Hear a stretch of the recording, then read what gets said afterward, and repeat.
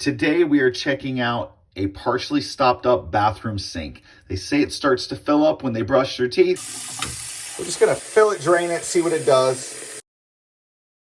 Get back here, hit that bad boy.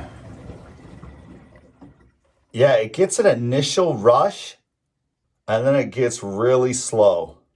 Okay, well that for sure is slow draining. You gotta love vanities, man. Such tight spaces these days. Water is dripping out of this fitting right here, and we're actually gonna eliminate this. It does not need to have those kind of bins to go into the wall. I'm gonna show you a really easy way without cutting anything out to connect. Let's pop the trap. Cool. Oh my gosh. Okay. Oh. Wow. Yeah, this is a weird little setup. Get back here to this nut. It's weird. It's actually upside down. I don't even know where you buy that at.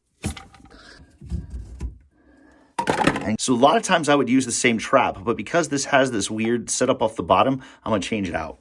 I can tell right away that they put the wrong fitting in the wall. Okay. There's supposed to be a Santee right there, and you can tell by the way that that's coming out of the wall right there that that is not a Santee. That's a combination Y and 8th bin. This is what we've got, so this is what we'll use. I'm going to show you a real easy way to adapt to this drain line right here without having to cut anything. One more thing to do. Let's take the pop-up assembly out real quick too and just make sure there is no other obstruction in here. So grab this from the top. Grab this nut right here, loosen it up, pull this out, and look down it. It's clear. We can put that back together. So we're going to pull out the Ridgid Power Spin Plus, connects to your drill, and we're just going to be able to run this out right down into the main line. Just make sure everything is clear. We've got it apart. Now is a great time. This right here is a good little DIY homeowner investment for clearing little small stoppages. I've loved this thing for bathtubs and sinks. It's been awesome. The nice thing about this is it's got this grip, so I'm really not gonna get my hands dirty.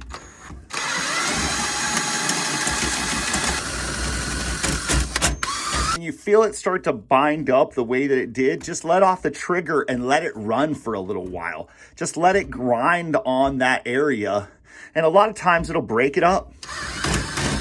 Definitely out into the 3-inch. The toilet is right next door to me here. I've ran this out probably 10 foot more than it needed to be.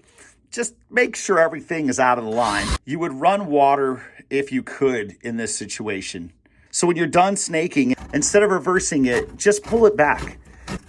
That way you're gonna keep whatever is on it trapped on it.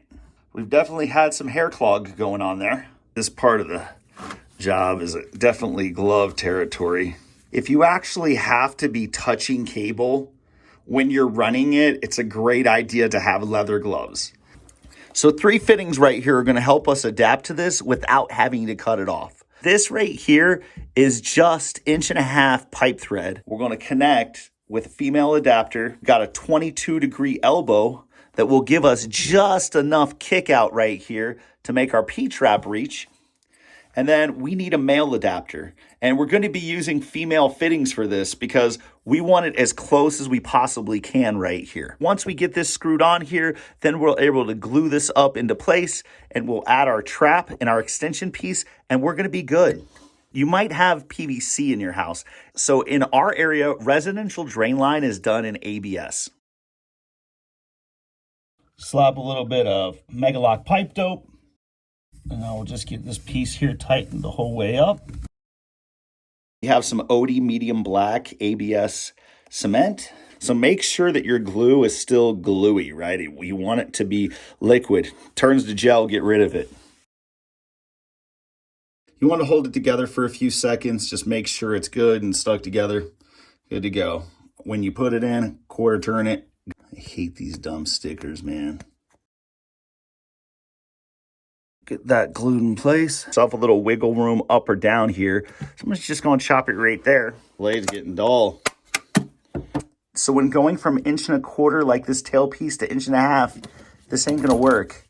you need one of these reducer washers. It's a little bit thicker and it allows for you to transition to that 1.25 inch.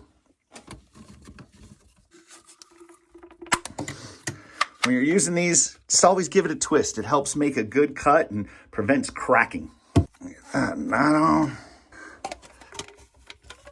Pushed up in place. Get that up in place. Bring that back a little bit. Grab a tape measure.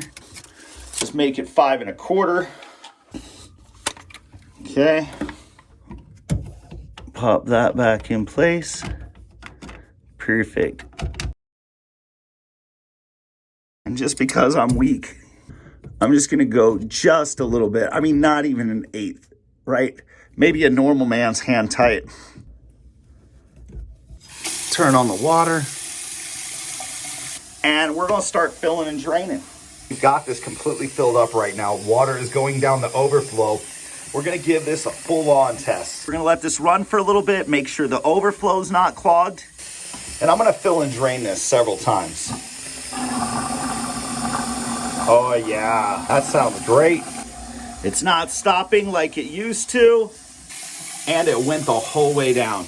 All right, so there we go. Everything looks good, everything's dry. And per the usual, I like to leave something under the trap to check for a drip.